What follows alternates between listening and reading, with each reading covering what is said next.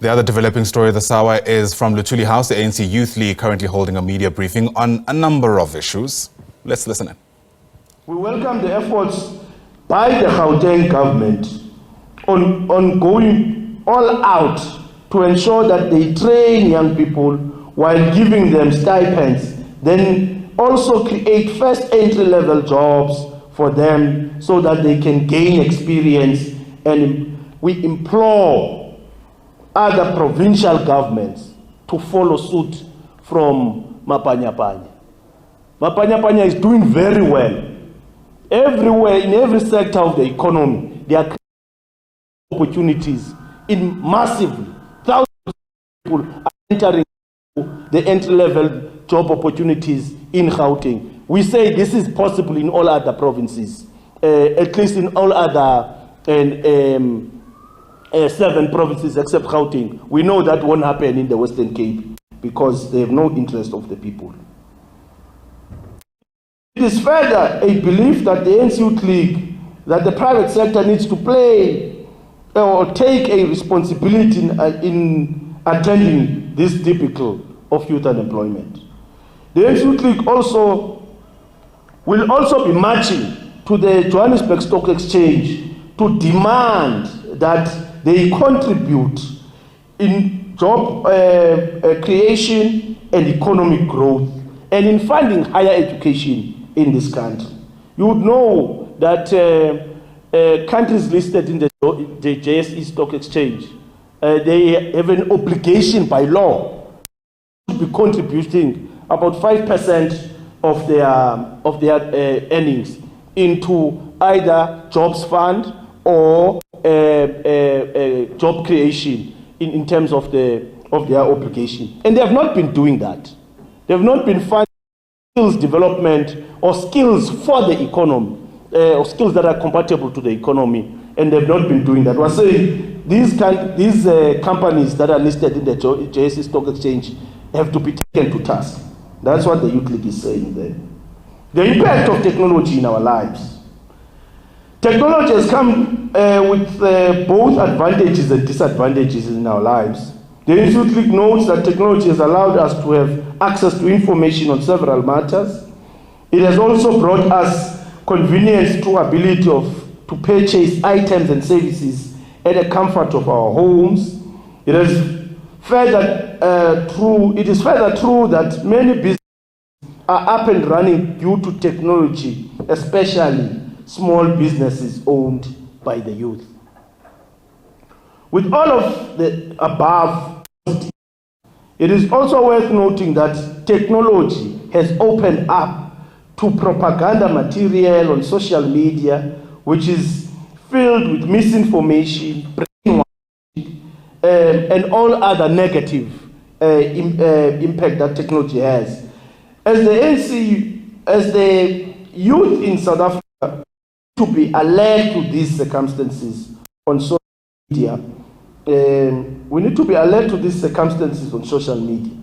What we are saying here, colleagues, is that while technology has allowed, globalized channels of communication very easily, but it has also created a platform of misinformation and brainwashing. This platform, if it can create people who think that they are informed when they have got wrong sources of knowledge and knowledge systems. And that's what we are alerting the South African youth around in this particular point.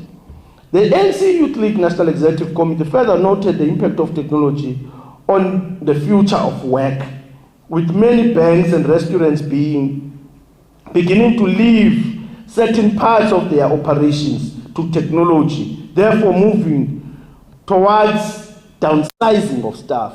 So what also technology is doing through the introduction of operations, AI, artificial intelligence, and robotics, is that it downsizes now the impact of physical human in the operations of certain businesses. And this is now creating more further unemployment and making more profits to the business.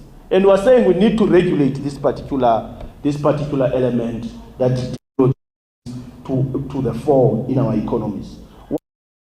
Effective to utilize robotics, automated operations, and artificial intelligence. But this must not actually have a negative impact in terms of creating much unemployment in the country. That's why it needs regulation to particular sectors. There are sectors that must be designated, that these will not be allowed to have robots in the context of our own underdeveloped economy, because it will create huge youth unemployment in the country, which we are trying to fight against. The push against the use of coal under the guise of climate change, mitigation, and adaptation. Here, we are calling for a just transition, and you will hear as we just transition. And we're saying just transition must be just, and it must not disadvantage developing countries like South Africa and other developing countries in the continent and in the Asian Pacific and Latin America.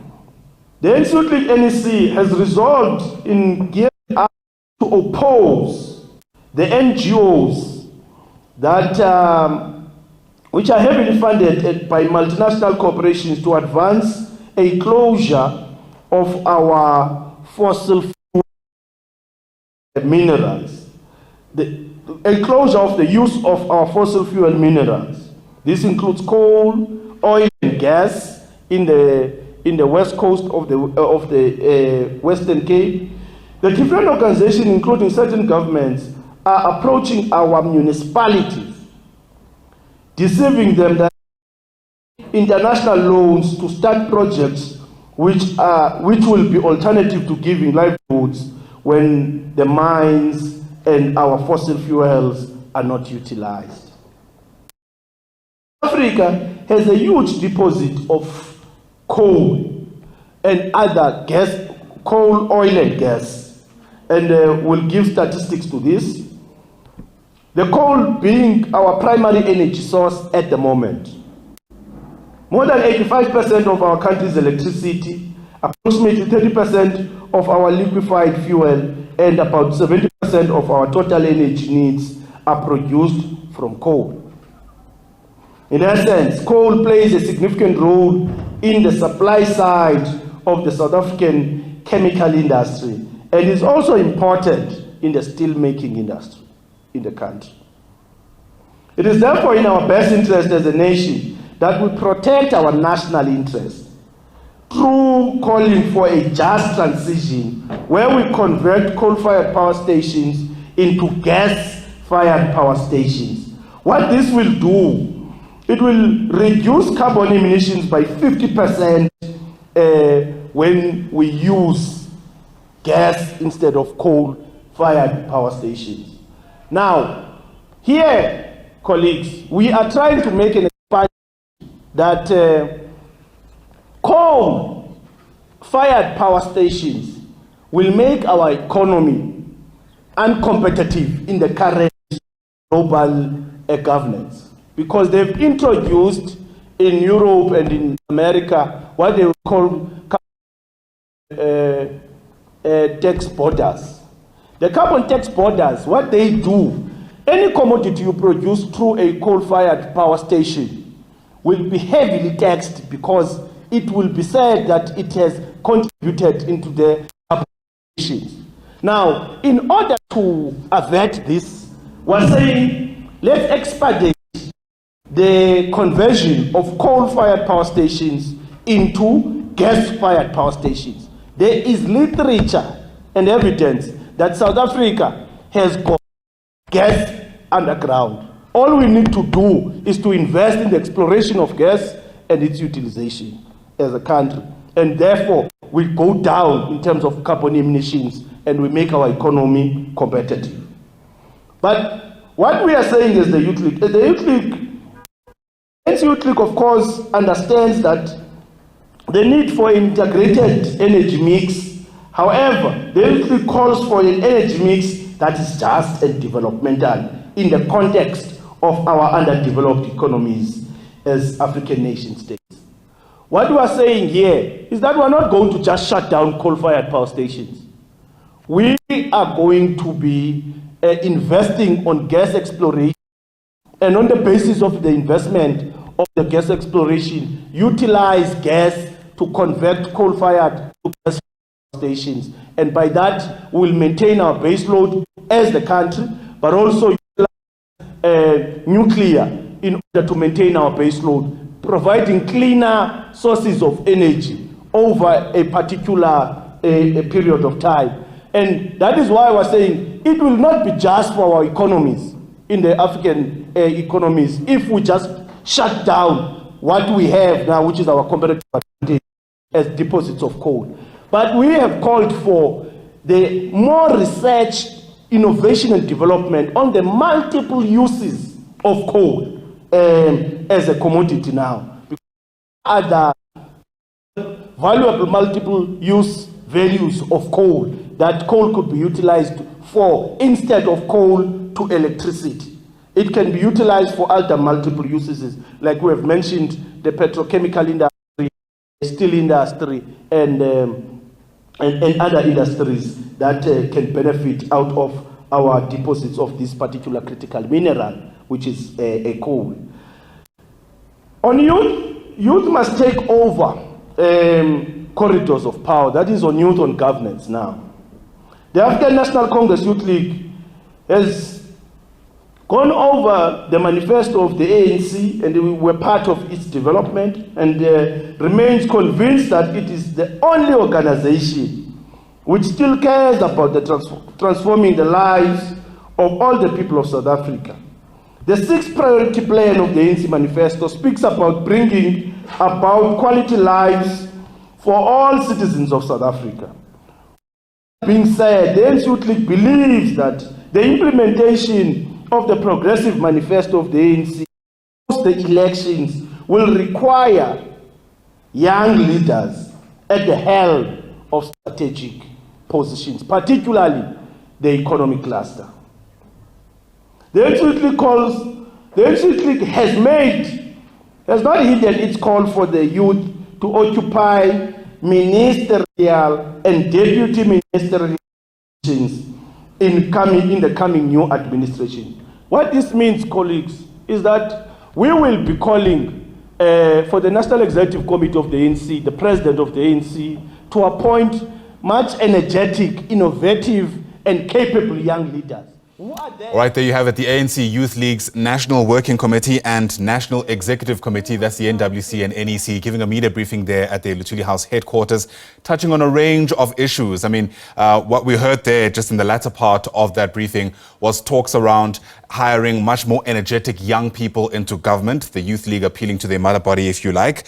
They also applauded Gauteng Premier Panyaza Lesufi and the initiative that he's put in place in the province to try and create some kind of employment, especially for young people, speaking about the role of technology, fears that it may be a breeding ground for misinformation, and in fact, it may cut into jobs, or rather change the job market and therefore affect people. Interesting to hear the Youth League also speaking about the provision of coal in the country, calling for a just energy transition, but one that does not leave anyone behind. We've got a full team for you on the SABC News channel watching what else the ANC Youth League has to say. We'll continue to distill it for you, get your sense of why it matters.